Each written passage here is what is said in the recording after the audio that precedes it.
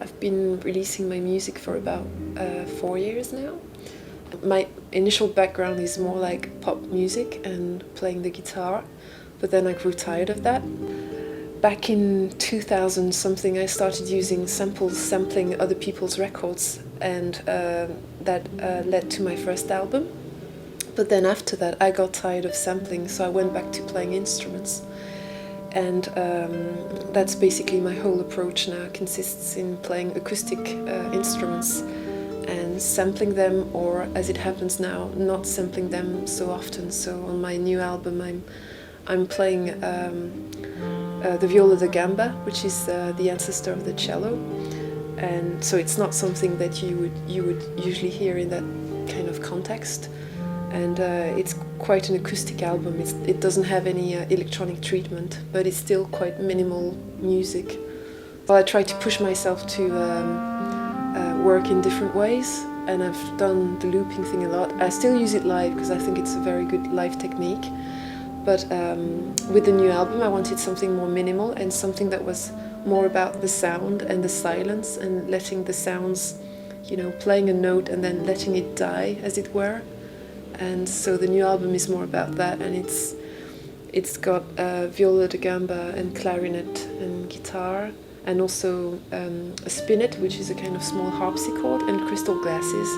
And there's a lot of attention paid on the sound itself and listening to the actual sound. I use a tiny music box of the sort that you would buy in toy shops, and basically I sample it, I reverse it.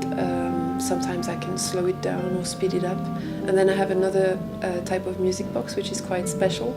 It's called a componium, and it's like the principle is almost the same as a play a piano, where you have strips of cardboard and you punch holes into them, and that's what plays. So I composed the melody for that, and then I loop it, and then you can do all sorts of stuff with delays, and you can really turn it into an electronic sounding piece. I'm really passionate about instruments, and especially old acoustic instruments. And so I knew I'd known the sound of the viola for about 15 years because there was a film in France which was quite popular about 15 years ago.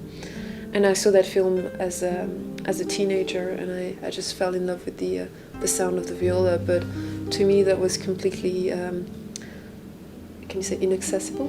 Like, I don't have a classical background, so at the time I very much felt like, well, when you don't have a classical background, you just don't play those instruments, and that's it, period.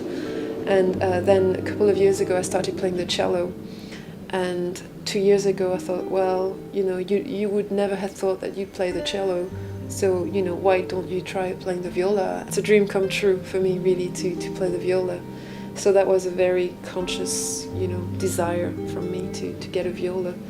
And I've used a small harpsichord, and also I've always loved that kind of sound because it's so evocative of the past and bygone times.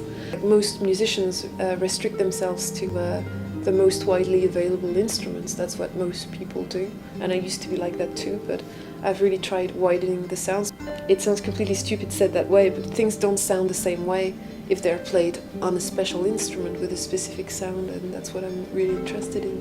It's always hard for me to play stuff from my albums, because even on the last album, where I don't change the sound as such electronically, I do use layering. For instance, I have pieces where it sounds like it's 5 violas playing together, and sometimes that's just like physically impossible for me to reproduce it on stage. So I'm not at all obsessed with trying to play the album live, because I think people are also quite happy to hear something new.